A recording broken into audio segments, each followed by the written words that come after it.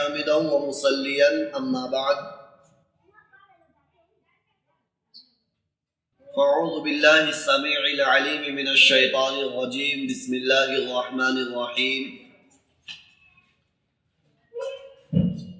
ربنا وابعث فيهم رسولا منهم يتلو عليهم آياتك ويعلمهم الكتاب والحكمة ويزكيهم إنك أنت العزيز الحكيم صدق الله مولانا العظيم.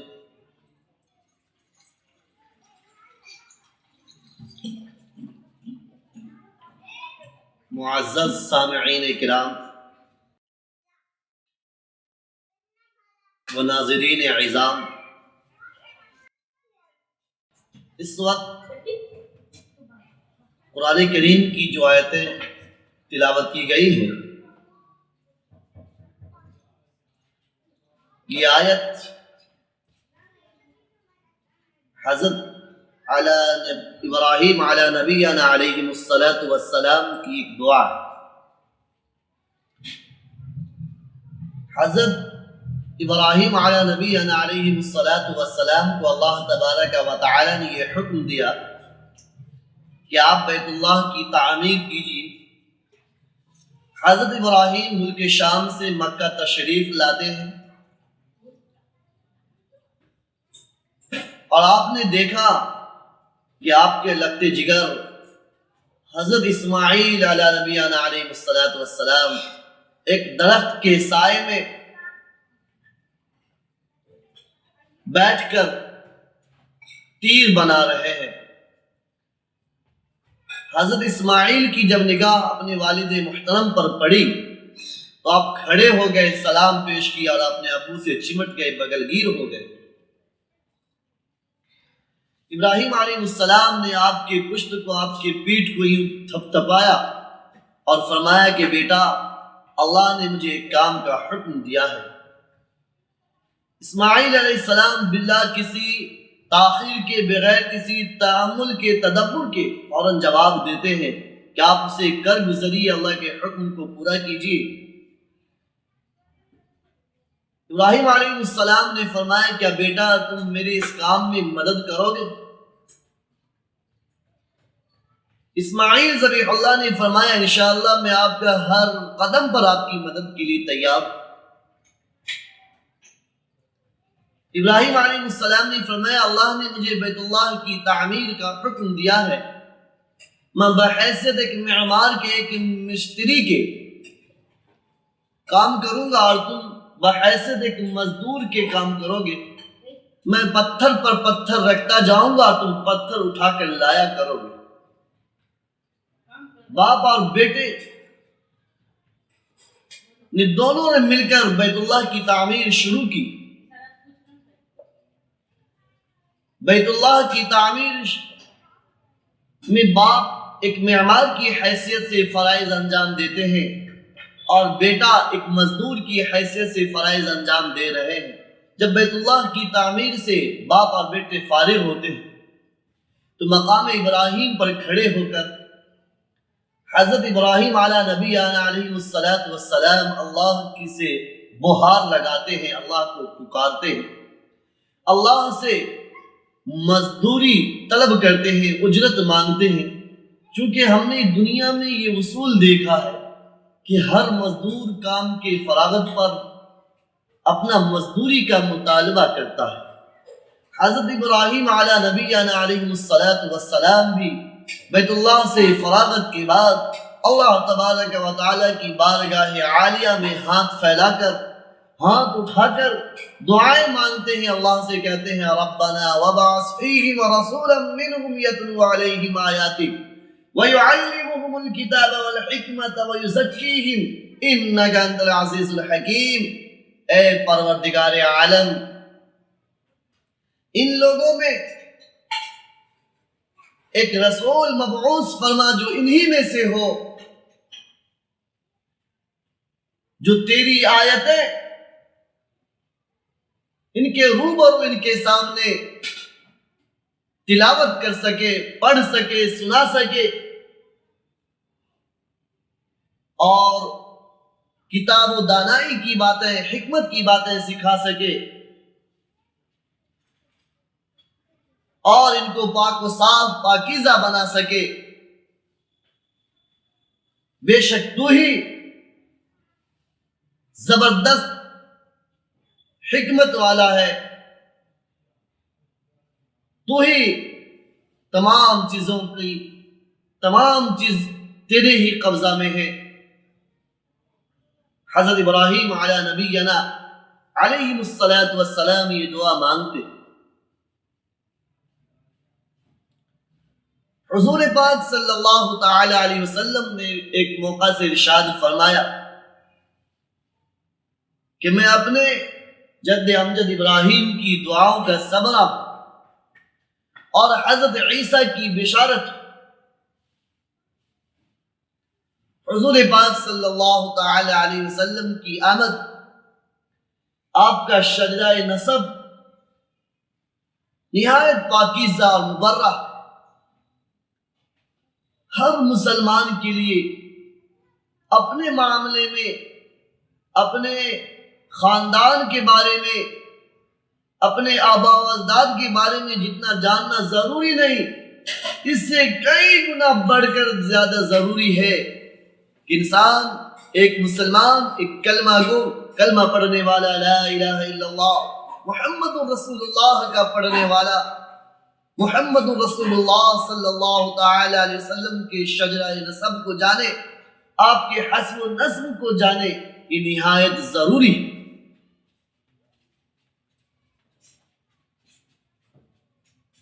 حضرت ابراہیم علی نبینا علیہ الصلاۃ والسلام کی دو اولاد حضرت اسحاق اور حضرت اسماعیل، حضرت اسحاق علیہ الصلاۃ والسلام کی نسل سے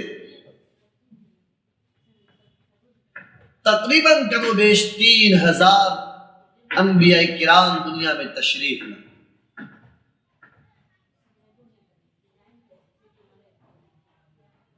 اور حضرت اسماعیل علی نبینا علیہ الصلاۃ والسلام کی نسل سے عزت مآب حضور اقدس صلی اللہ تعالی علیہ وسلم کی ذات عالیہ دنیا میں تشریف لائے۔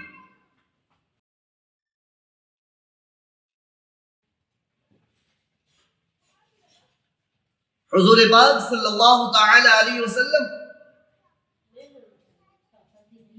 کا شجرہ نسب اتنا پاکیزہ،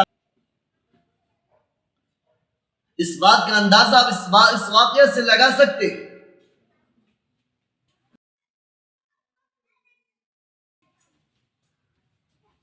کہ حضرت اسماعیل علی نبینا علیہ الصلاۃ والسلام کی بیوی بیت اللہ کے پاس رہا کرتی تھی۔ حضرت ابراہیم ملک شام میں تشریف فرما تھے، اپنے بیٹے سے ملاقات کے لیے ایک روز ملک شام سے اونٹنی پر سوار ہو کر مکہ آئے۔ بہو نے تنگی معاش کی شکایت کی۔ حضرت ابراہیم علی نبینا علیہ الصلاۃ والسلام جاتے جاتے فرمایا کہ بیٹی ایک پیغام تیرے نام کر کے جا رہا ہوں، جب اسماعیل گھر پر آئے تو انہیں خبر دے دینا، اطلاع دے دینا، بتلا دینا کہ تمہارے گھر کے دروازے کی جو چوکٹ ہے یہ ٹیڑھی ہے، اس کو بدل ڈال۔ حضرت اسماعیل علیہ السلام شام کے وقت گھر پر تشریف لاتے ہیں۔ اہلیہ محترمہ نے خبر دی، پیغام پہنچا دیا کہ ملک شام سے ایک بابا جان تشریف لائے تھے، وہ یہ کہہ گئے ہیں، یہ پیغام دے گئے تمہارے گھر کے دروازے کی چوکٹ نہایت ٹیڑھی ہے، اس کو بدل ڈال۔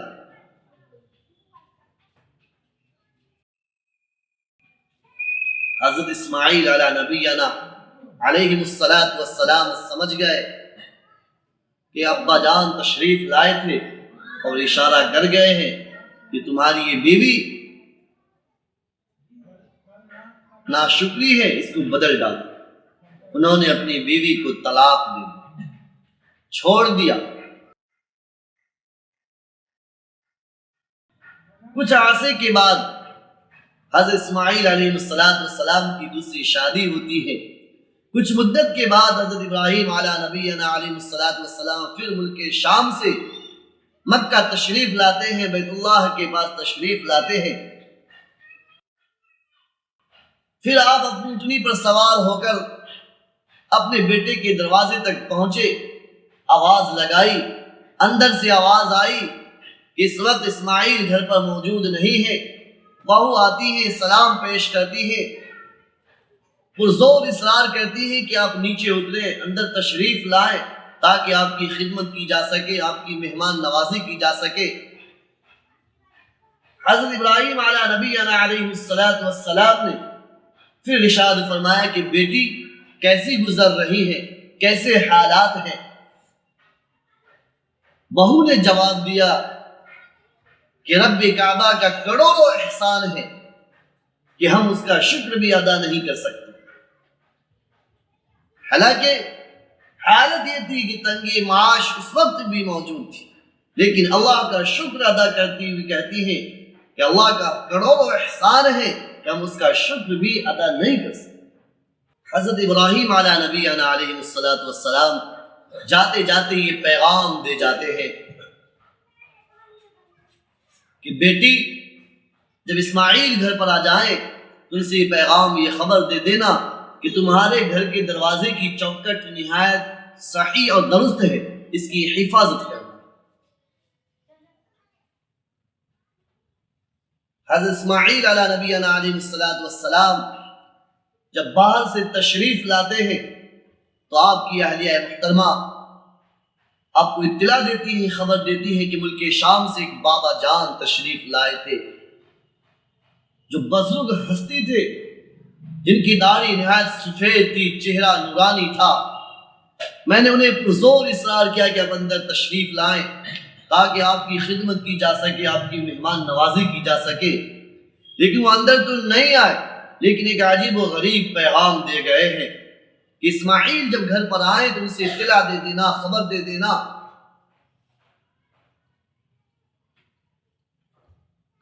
کہ تمہارے گھر کے دروازے کی چوکٹ نہایت صحیح اور درست ہے، اس کی حفاظت کرنا۔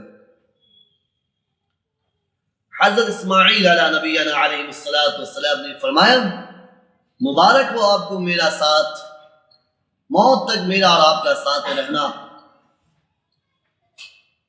ملک شام سے آنے والے بابا جان، نورانی چہرے والے، سفید داڑھی والے میرے والد محترم حضرت ابراہیم علیہ نبینا علیہ السلام تھے۔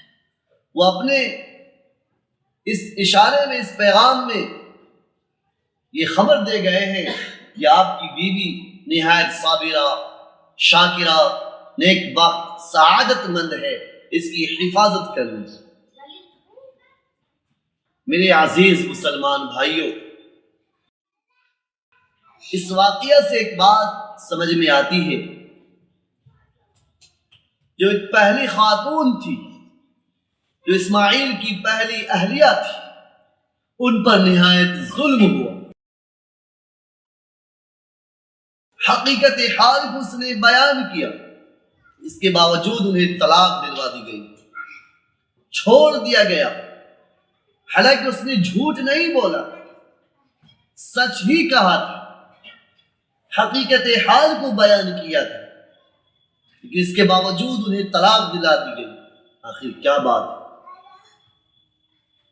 عزیز مسلمانوں، اللہ تبارک و تعالی کی غیرت نے گوارا نہیں کیا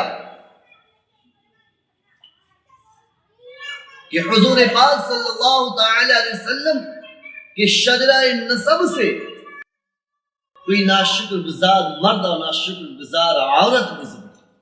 چونکہ اسماعیل کے نسب سے حضور پاک صلی اللہ تعالی علیہ وسلم آنے والے تھے، آپ اس دنیا میں مبعوث فرمانے والے تھے۔ دراصل حضرت اسماعیل ابراہیم نے جو اولاً دعائیں کی تھی کہ ابراہیم یا اللہ انہی لوگوں میں سے ایک ایسا رسول مبعوث فرما جن کے سامنے تیری آیت پڑھ کر سنا سکے، تلاوت کر سکے۔ اللہ نے اس دعا کو قبول فرما کر اسماعیل علیہ السلام اس وقت دعا کے وقت میں آمین کہہ رہے تھے، اللہ تبارک و تعالیٰ نے اسماعیل کی نسل میں، اسماعیل کی نسب میں، اسماعیل کے نسل سے اللہ نے محمد رسول اللہ صلی اللہ تعالی علیہ وسلم کو دنیا میں مبعوث فرمایا۔ حضور پاک صلی اللہ تعالی علیہ وسلم کا شجرہ نسب اس قدر پاک اور مبرہ ہے، اس قدر پاکیزہ ہے کہ کوئی زانی اور زانیہ درکنار کوئی کبیرہ گناہ کا مرتکب بھی اس نسب اور شجر سے نہیں گزرا۔ اس لیے میں اپنے تمام ناظرین سے، تمام سامعین سے یہ اپیل اور درخواست کروں گا